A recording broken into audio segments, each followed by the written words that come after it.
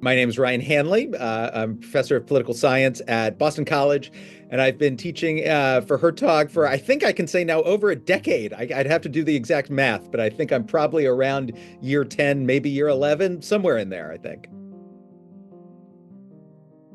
Well, I love teaching. I love teaching at my home campus, but I also love teaching over the summer at Hertog. Um, it's exciting because having students there that are interested in being in the nation's capital and that are genuinely interested not just in political philosophy, which is what I teach, but also in real politics. Obviously, Hertog gives participants and fellows a chance to really have access to a lot of great people on the Hill and take advantage of great things in Washington. And it's really stimulating to be able to then spend the mornings teaching political philosophy as students are having these intense political experiences at the same time. So it's really fun to be able to draw on the energy of being within the Beltway as students are engaging real life political issues and then having a chance to reflect simultaneously over the course of their weeks through the great tradition of the great books that we get to read together. The best piece of advice I have is that I'm sure every student that's coming is attracted to reading great books. And I'm sure that every student that's coming is attracted to learning more about our constitutional political order.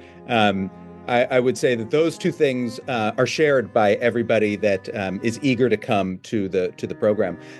But also, I'm always reminded every time that I come back to Washington what an extraordinary place it is and how many resources there are to take advantage of. And as someone who loves the cultural resources around Washington, that I really try to encourage students to get involved and to take advantage of that while they're there.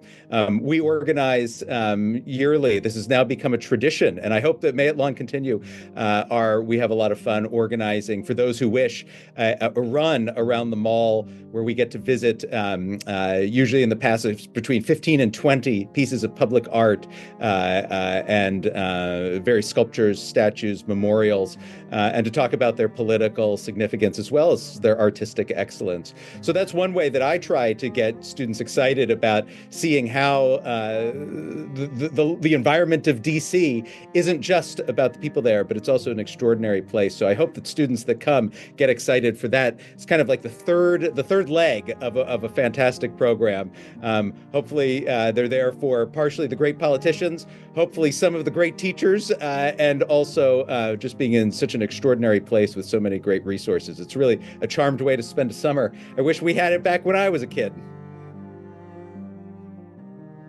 I had an internship, summer internship at one of the prominent think tanks in Washington. And it was an extraordinary experience and it was wonderful. And I got to see sort of where policy and scholarship come together. But I also was tasked with recategorizing and cataloging one of the libraries on the top floor.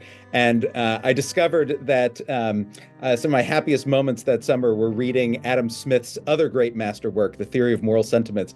I would sort of slip away to the top floor and pour through Adam Smith.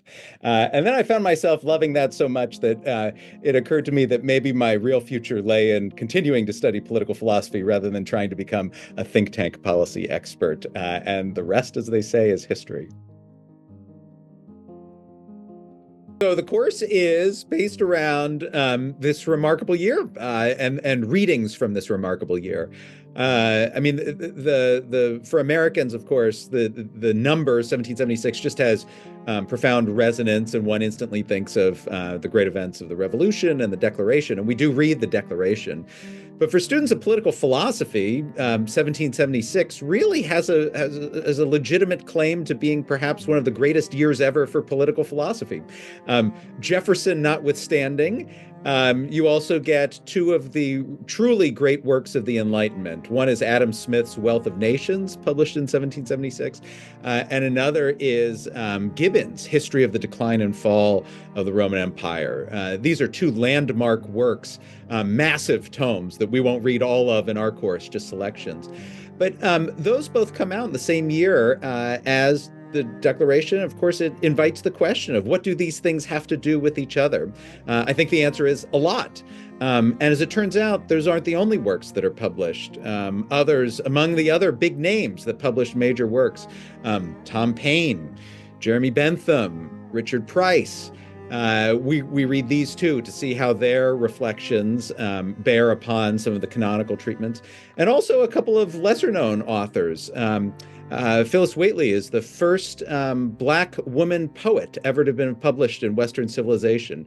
She publishes a remarkable ode to George Washington in 1776 that we'll also be reading, as well as several other plays and shorter pieces. So we read them in the order in which they were published in the year to try and recreate a little bit about what people on both sides of the Atlantic would have been reading as we move forward to those momentous days later in the summer with the release of the Declaration. But the idea is really to understand how the political history and the events of the Revolution came from a heritage that was flourishing and really blossomed in terms of some remarkable publications of this particular year.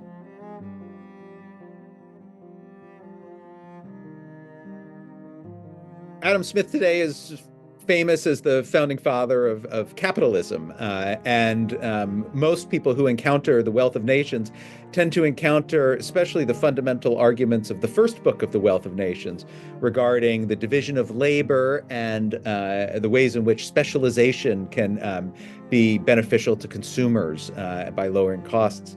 The free trade arguments, all of these are extremely important parts of The Wealth of Nations. But as important was Smith. He understood himself to be not just arguing for economic liberty, but for the understanding of the relationship between economic and political liberty.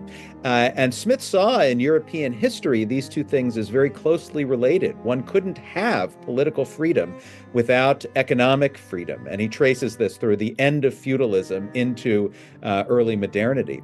But Smith was also getting a front row seat to what was happening on the other side of the Atlantic. And he understood that the colonists and their economic grievances were ultimately going to blossom in demands for political liberty. And so seeing the connections between these two is important for us now and always. And Smith gives us just a remarkable window into the ways in which these two things are related. And so I hope that we can have a chance to bring that out in our seminar together. Gibbon is an author who is everyone's heard of, very few people have read, and it's a shame, and I hope to rectify that to some extent through the course, because among other things, he's not only a masterful psychologist, he really gets inside people's heads. He's also a remarkable economist. He really understood the processes that were at work in the empire. But he's also just the most remarkable prose writer. He writes the most beautiful English sentences that anyone could ask for. So I'm not going to give it away by saying because I think I'll probably misquote one of these great authors here. But suffice it to say that we will be reading several of my favorite passages together in the course.